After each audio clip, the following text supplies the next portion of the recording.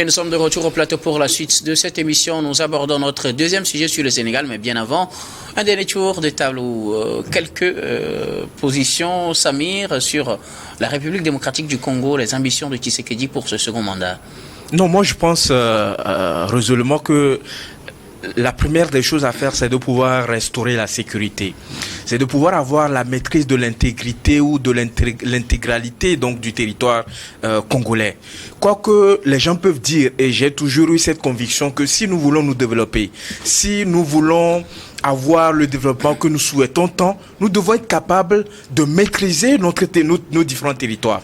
Et c'est le grand défi aujourd'hui en RDC. Si vous avez dans certaines régions, par exemple dans la partie sud-est du pays, sud-est du pays, et autres régions de ce pays où vous avez des déplacés, parce qu'il y a des groupes armés qui sévissent dans ces différents milieux-là, parce que, en réalité, qu'est-ce qui est l'objet de convoitise? C'est les ressources minières, c'est les richesses de certaines zones au niveau de la RDC qui font qu'il y a certaines mains qui sont derrière ces groupes armés-là qui essaient de troubler la tranquillité donc des paisibles citoyens. Donc le grand défi aujourd'hui pour Félix Tshisekedi, c'est de pouvoir asseoir la paix et que ce soit une paix durable. Mais sauf qu'il y a toujours cette inquiétude parce que quand vous regardez un peu aujourd'hui, il y a la RDC à un moment donné qui a demandé aux casques bleus de dégager.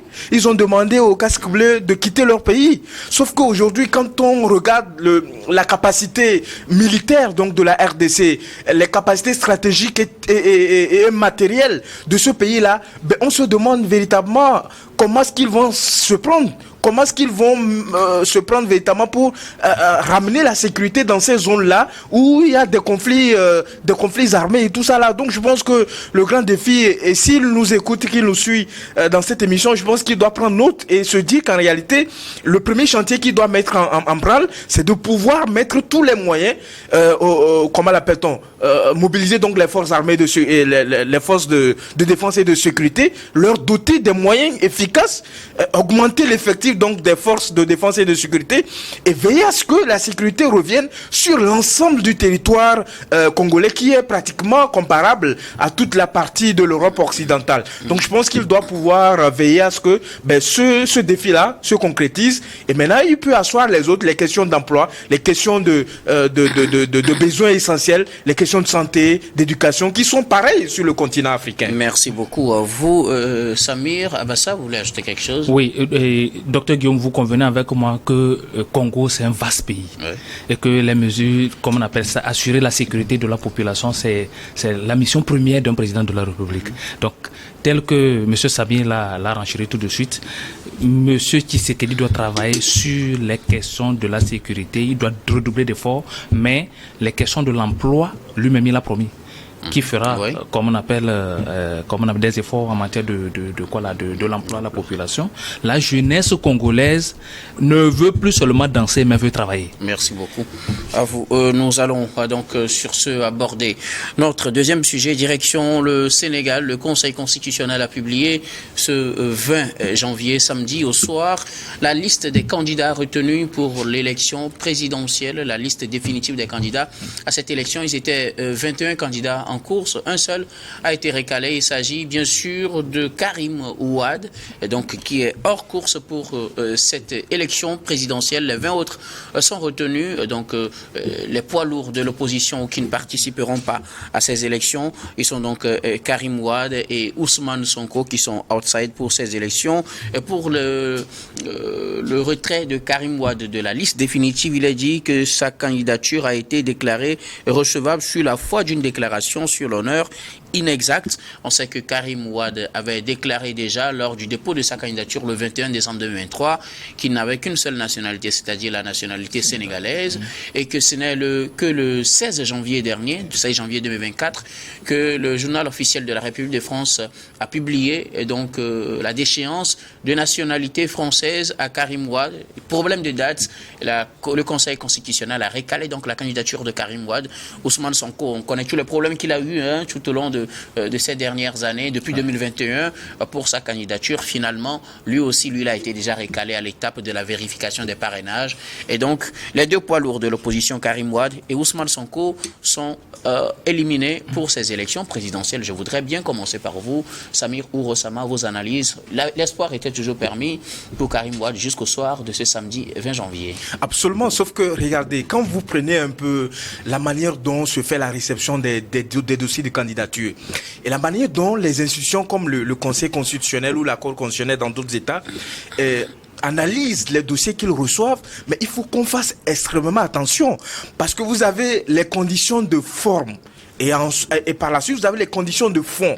Donc sur la forme, c'est par rapport aux documents qui sont demandés, la Cour constitutionnelle va s'interroger sur la régularité et sur comment l'appelle-t-on, le critère matériel. Est-ce que vous avez été en mesure d'apporter ces éléments-là qui sont exigés pour prétendre être candidat à une élection comme celle que le pays s'apprête à organiser le 25 février prochain.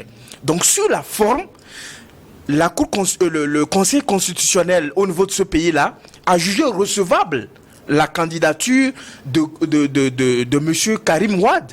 Sauf que dans le fond, lorsque le Conseil constitutionnel, les membres du Conseil constitutionnel ont voulu examiner de fond en comble, ils se sont rendus compte qu'en réalité, la déclaration sur l'honneur qui a été signée par Karim Wade, il y avait une certaine inexactitude par rapport aux informations fournies. Mais l'argument, ce qui est encore plus intéressant, l'argument que Karim Wade avance, mais c'est extrêmement dangereux. Parce que quand vous regardez les constitutions de nos pays, puisque la plupart de nos constitutions s'inspirent donc de celles de la France, mais pour que vous puissiez obtenir la déchéance de votre nationalité, est-ce qu'il suffit? Parce que c'est vrai qu'il est bloqué au niveau de Doha, au niveau de ce pays-là, qui ne peut plus se déplacer, et qu'il a dit qu'il s'est rendu au niveau de ce consul-là, et que le consul a acté. Est-ce que cela suffit pour que vous puissiez vous débarrasser de votre nationalité? La réponse, elle est non. Vous pouvez interroger tous les juristes possibles. Il faut qu'il y ait un acte réglementaire qui soit pris par les autorités de ce pays-là. C'est-à-dire qu'au moment où il faisait la déclaration, même s'il avait déjà introduit la requête, tant que ce n'est pas officialisé, on ne pourrait pas considérer. Vous ne pouvez pas vous prévaloir de ne plus être de nationalité française. Je pense qu'il fait cette grande erreur-là. Et là, il agit en tant que politicien, je peux le comprendre. Mais sur le plan juridique, il a fait faux. Catégoriquement. Et dans la foulée, il dit qu'il attend protester contre cela. Mais quand vous faites une demande, l'administration dispose d'un certain délai pour pouvoir. Il dit que depuis le 23 octobre, il a introduit que le consul au niveau de Doha a acté cela. Mais octobre, novembre, décembre, janvier. Mais il faut que l'administration dispose d'un délai raisonnable. Sauf que si Karim Wade aujourd'hui est capable de nous dire qu'en réalité, l'administration française a pris plus de temps pour pouvoir lui délivrer cet acte-là qui le dispense de sa nationalité française, là, il sera un autre procès contre l'administration française. C'est ce qu'il dit vouloir faire, vouloir porter plainte par rapport à ce qui a été fait, comment l'appelle-t-on, par l'administration française pour retarder la prise donc de cet acte-là. Mais de façon globale, je pense qu'il faut saluer la vivacité de la démocratie sénégalaise. Parce que quand vous regardez 20 candidats pour une élection présidentielle, quoique les gens peuvent dire que c'est des candidatures, non seulement peut-être certaines candidatures sont un peu fantaisistes, d'autres candidatures cachent beaucoup de choses. Forcément, on s'attend à des alliances. Mais tout ce qu'on peut dire, c'est que quand vous avez un président qui ne se représente pas, ça veut dire que le champ est ouvert. Ça veut dire que toute personne qui a cette ambition de pouvoir acquérir le pouvoir de le diriger et qui a donc les ambitions de prendre la tête donc du pays, tout le monde est libre de pouvoir exprimer sa volonté de pouvoir diriger le pays. Donc aujourd'hui, il y a une vivacité de la démocratie sénégalaise, quoi qu'on dise, malgré les différentes difficultés qu'on peut dire ici par là. Et le deuxième aspect, c'est que vous avez dans la foulée certains qui ne sont pas satisfaits par rapport au travail qui a été fourni par le Conseil constitutionnel. Et quoi que les gens disent également, je pense qu'il faut faire beaucoup plus attention à ce qu'on dit. Aujourd'hui, la Cour constitutionnelle ou le Conseil constitutionnel s'est basé sur le droit pour pouvoir rendre cette décision et retenir cette liste-là qui est considérée comme une liste définitive. Mais d'autres acteurs disent qu'il y a si je ne me trompe pas, d'autres acteurs disent qu'il y a, comment l'appelle-t-on, l'existence d'un supposé conflit d'intérêts ou des liens d'amitié entre certains membres du Conseil constitutionnel avec le président sortant, et que c'est lui, dans l'homme, qui est en train de tenir, comment l'appelle-t-on, de tenir la queue donc du diable véritablement pour pouvoir ramener les différentes décisions qui vont être prises par cet organe-là. Mais je pense qu'il faut être sérieux avec nous-mêmes. Aujourd'hui, nous avons une élection très ouverte avec 20 candidats. Je pense que c'est beaucoup pour une élection de telle envergure. Maintenant, ce qu'il faut faire, si vous n'avez pas eu la chance d'être retenu par la Cour constitutionnelle sur la base d'un certain nombre d'éléments qui ont été avancés, donc des éléments de droit qui ont été avancés pour vous récaler, je pense qu'il faut prendre acte, c'est ça la démocratie, accepter la décision et participer à l'animation de la vie politique pour que les élections se déroulent dans de bonnes conditions au soir du 25 février prochain. Ah bah ça, 20 candidats sont finalement retenus pour cette présidentielle au Sénégal, présidentielle du 25 février prochain. Karim Wade, qui avait déjà passé l'étape des parrainages, est finalement recalé pour cette affaire de nationalité française. 20 candidats, c'est la première fois que le Sénégal connaît une liste très longue de candidats. Nous félicitons les membres de la Cour, du Conseil constitutionnel qui a validé toutes ces candidatures, après vérification bien sûr de ces dossiers. Le cas de Karim Wade, ça m'étonne beaucoup. Parce que je me demande si Karim Wade s'apprêtait vraiment à aller à cette élection. Puisque lui-même, c'est comment on appelle, à la sortie du consensus national qui a été trouvé lors du dialogue national, comme on appelle, organisé par l'actuel président Macky Sall, que l'Assemblée nationale a voté la loi de l'amnistie, pouvant lui permettre, lui et l'actuel, l'ancien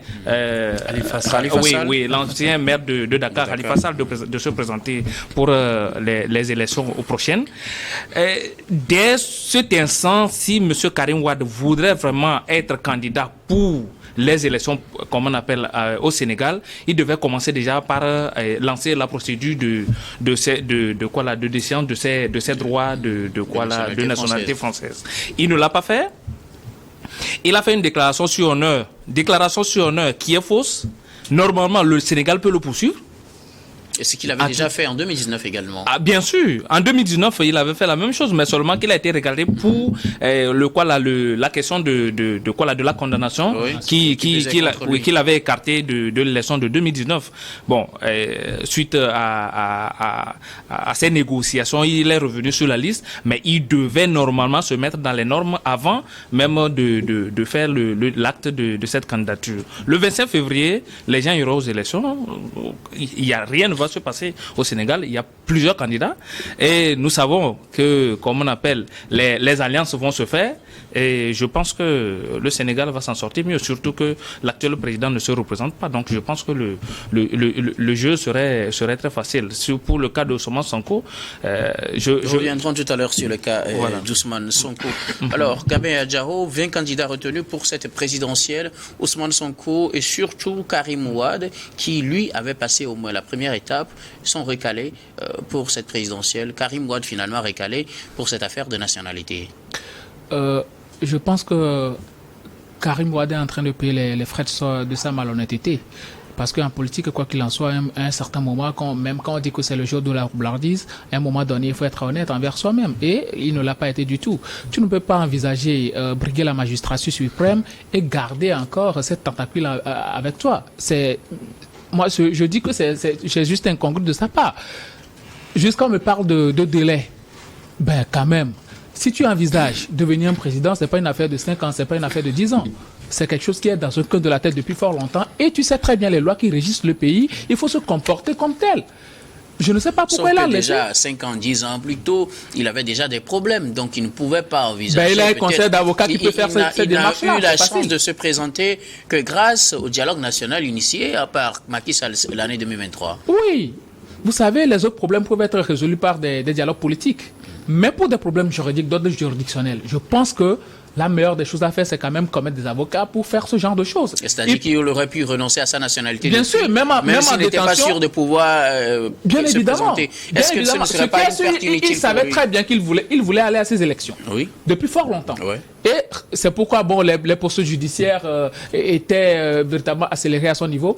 Mais déjà à 3 ans, 5 ans, quand tu sais que très bien que bon, à un moment donné, tu vas te présenter et que bon, les choses vont quand même être calmées à ton niveau, ben, il faut renoncer à ta nationalité depuis fort longtemps. Il ne peut pas accuser aujourd'hui l'administration française d'avoir retardé sa déchéance. Et c'est très mauvais que quelqu'un qui a son niveau puisse dire aujourd'hui que non, c'est parce que l'administration française n'a pas véritablement essayé de faire le travail à point nommé qu'il est aujourd'hui recalé. Non, il ne peut pas accuser l'administration française aujourd'hui. Il devait s'en prendre à lui-même. Et aujourd'hui, je pense que la meilleure des choses à faire, c'est quand même de se taire à son niveau. Comme l'a fait Ousmane Sonko. Même si Ousmane Sonko, lui, il a beaucoup plus raison. Ousmane Sonko, s'il fait des tapages aujourd'hui, il a raison. Parce que premièrement, on l'avait attaqué sur le plan des histoires de parrainage. Ouais. C'est là qu'il a été récalé. Oui, mais les politiques sénégalais, qu'est-ce qu'ils ont dit? Ils ont demandé à ceux-là de publier la liste des parrainages pour qu'on sache réellement qui est parrainé ou qui n'est pas parrainé.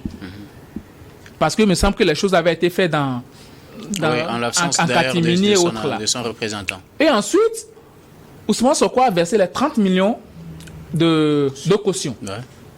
On ne lui a pas donné l'attestation. Qu'on ne lui retourne, oui, justement, le chèque. Mais on ne lui a pas donné l'attestation. C'est incongru qu'une institution comme la Cour des comptes puisse recevoir un fonds et ne donne pas une attestation. Jusqu'à ce qu'on prononce la déchéance de cette personne, de son impossibilité à participer aux élections, avant de dire, bon, on retourne le chèque.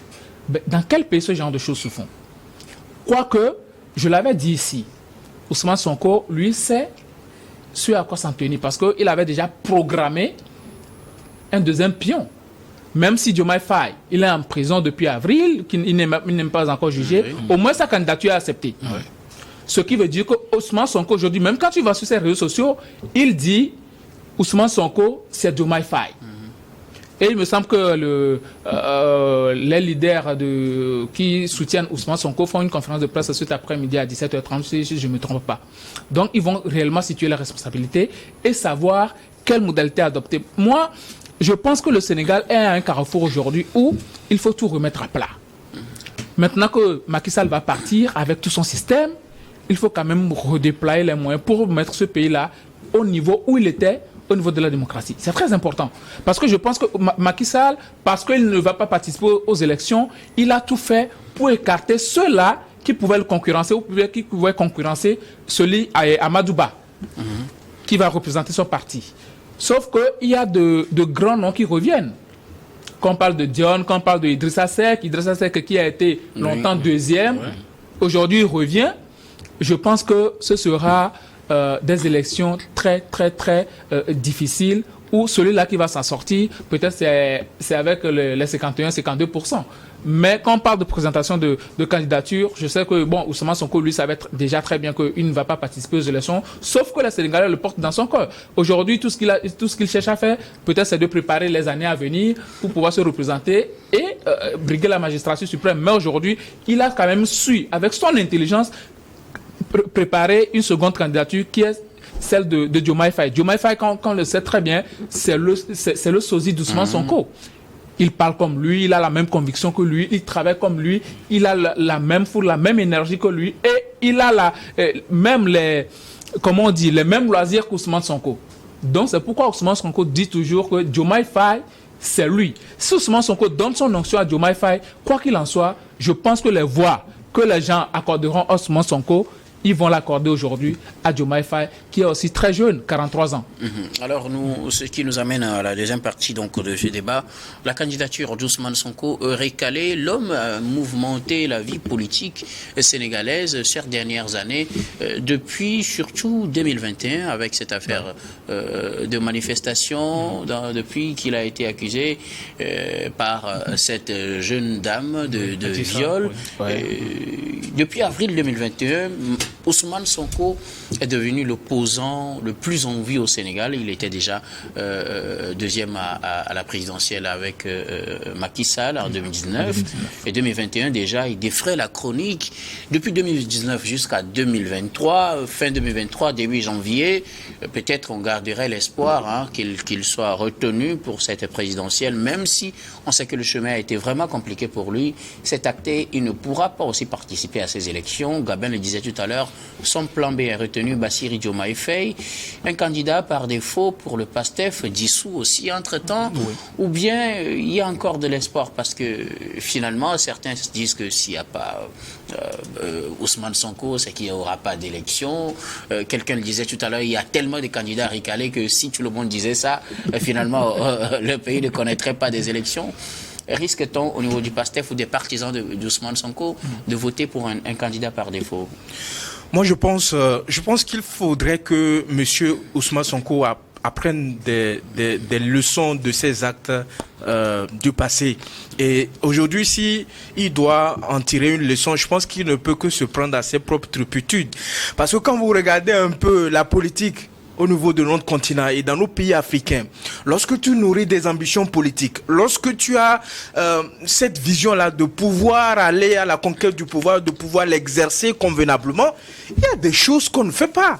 Parce qu'aujourd'hui, regardez tout ce que Ousmane Sonko a fait. Regardez tout ce que Ousmane Sonko a fait. Regardez tout ce qui a été causé comme dommage donc au peuple sénégalais.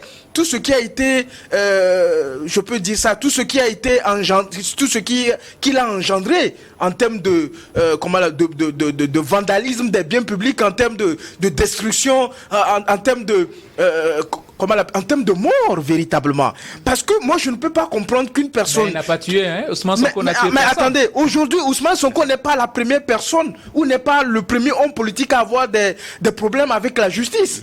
Vous convenez avec moi? C'est-à-dire que vous pouvez clamer votre innocence, mais tant que vous avez affaire avec une justice, tant que votre problème il est juridique, parce que vous avez affaire avec le tribunal, vous devez vous en tenir à cela et que vous alliez au bout avec des arguments solides pour dire qu'en réalité, vous n'êtes pas coupable des faits qui vous sont reprochés. Sauf que, connaissant Ousmane Sonko, quelqu'un qui a cette conviction-là, cette idéologie qu'on arrive à prendre le pouvoir par la force, il pensait véritablement pouvoir prendre le pouvoir par la force. Donc il a usé de tous les moyens. Est-ce qu'il pensait pouvoir prendre le pouvoir par la force? Attendez que je vous explique. Ou bien pas la voie des urnes. Qui a déjà eu la force, c'est-à-dire que quand vous êtes convoqué à la justice et que vous mobilisez toute la population, vous bloquez les rues de Dakar. Qu'est-ce que vous voulez? Vous voulez engendrer un coup de force. Vous voulez prendre le pouvoir par la force. Sauf que dans nos pays, mais attendez. Si aujourd'hui, avec tout ce que Ousmane Sonko a fait, vous levez le matin, vous retrouvez le nom de Ousmane Sonko sur la liste, ça va donner encore des ambitions à ceux qui pensent qu'en réalité, si on fait ça, si on arrive à faire ceci, à faire cela, c'est-à-dire qu'on peut contraindre le pouvoir à céder, à le mettre sur la liste électorale, véritablement. Est-ce pour ça qu'on l'a recalé? On l'a recalé parce qu'il a été condamné définitivement dans une affaire qui l'oppose avec un ancien ministre, je pense, le ministre qui est chargé donc du tourisme et tout cela, pour atteinte à la notoriété de cette personne-là. La raison officielle avancée. Ce n'est pas en fait la raison officielle avancée. Attendez. Rapidement, Samir, rapidement. Le cours constitutionnel, attendez. Vous allez répondre à une question avec moi rapidement pour qu'on puisse aller aux autres aussi. Est-ce que c'est à cause de tout ce que Ousmane Sonko a fait politiquement qu'on le contraint ou bien qu'on l'a écarté de cette présidentielle, selon vous, ou bien il y a réellement des raisons juridiques qui permettent de justifier le fait qu'il ne participe pas à la présidentielle? Mais vous parlez de quelle affaire politique? Dites-moi une affaire politique qui l'oppose parce que c'est ce que vous semblez dire quand vous dites que quelqu'un qui a fait ça, il donne l'exemple il donne l'exemple aux autres que si on fait tout ça là, on peut s'imposer. Est-ce pour ça qu'on l'a recalé? Il voulait instrumentaliser le peuple sénégalais. Donc c'est pour ça qu'on l'a recalé. Non, mais vous avez suivi l'argumentaire avancé par le Conseil constitutionnel. Vous avez suivi l'argumentaire. Le Conseil constitutionnel a dit que M. Ousmane Sonko a été recalé parce qu'il a été condamné, une condamnation définitive. Et c'est ce que les lois de la République du Sénégal disent clairement. C'est-à-dire que le Conseil constitutionnel s'est basé sur une règle de droit. Il n'y a rien de politique dans le Conseil constitutionnel est une instance politique. Je voudrais juste savoir, Samir, parce que c'est l'impression que j'ai eu dans votre première. Non, on reste sur le plan juridique. Et juridiquement, effectivement, M. Ousmane Sonko ne remplit pas les conditions exigées par les différents textes qui régissent le fonctionnement de la République sénégalaise. Et sur ce plan-là, M. Ousmane Sonko n'est pas habilité à se présenter à une élection présidentielle. Merci beaucoup à vous, Gabin. On voulait dire quelque chose. Va-t-on voter pour un candidat par défaut pour le PASTEF? Avant d'arriver, Diomaye Faye n'est pas un candidat par défaut, premièrement. Il n'est pas un candidat par défaut, c'est quelqu'un qui est dans la politique depuis fort longtemps. Il a toujours suivi Ousmane Sonko et tout le monde le connaissait en tant que le deuxième d'Ousmane Sonko. Donc ce n'est pas un candidat par défaut. Parce que Ousmane Sonko était le candidat principal et ce n'est qu'après ces déboires-là qu'on voit la possibilité de présenter Diomaye Faye. Oui, on va dire plutôt que c'est lui le plan B. Non, lui-même il a plan B, pas candidat par défaut. Non, pas. Ok, d'accord. Lui-même il a en prison parce que c'est juste un lien avec c'est un homme de fait. Oui, je ne refuse pas, mais on va laisser Gabin terminer. Ousmane Sonko comme quelqu'un qui a semé la zizanie au Sénégal, je dis c'est faux. Ousmane Sonko aujourd'hui, quoi qu'il en soit, même s'il ne participe pas aux élections, il a remporté une bataille, et une grande bataille d'ailleurs, à savoir, il a empêché Macky Sall de participer aux prochaines élections. Est-ce qu'il avait dit qu'il allait être candidat? Ben c'est ce qu'il voulait faire. On sait très bien que c'est ce qu'il voulait faire. Macky Sall, à quel moment il a dit qu'il allait être candidat? Et Samir, c'est moi qui pose la question. On sait très bien. On va pas faire des procès d'intention. Non, on va pas faire des procès d'intention. Il n'a jamais dit qu'il voulait se présenter et il ne s'est pas présenté. Ousmane Sonko avait agi compte tenu d'une certaine circonstance. Vous pensez que si la situation politique au Sénégal était dans une certaine accalmie, Macky Sall allait laisser ce mandat-là? Il allait participer au mandat parce qu'il avait déjà des intentions. Et on le sait tous. Vous avez déjà lu dans sa tête. On le sait tous. C'est un politicien, il était avide de pouvoir, il voulait rempiler. Or, Ouada foncé pour se présenter. Macky Sall était aujourd'hui on me parle de pression populaire comme si c'est un crime de faire une pression populaire. Ce n'est pas un crime de faire une pression populaire. Si la population n'adhérait pas aux idéologies d'Ousmane Sonko, il n'allait pas quand même le soutenir dans ce terrain-là. Aujourd'hui, quand on voit Ousmane Sonko, on sait très bien que c'est un homme calme, il ne fait pas de tapage depuis lors. Même quand on a recalé sa candidature, il n'a rien dit jusque-là. C'est un homme assez responsable. Quelqu'un qui a déjà eu à participer aux élections. En 2019, il a participé aux élections et était deuxième. Il était maire de Ziguinchor.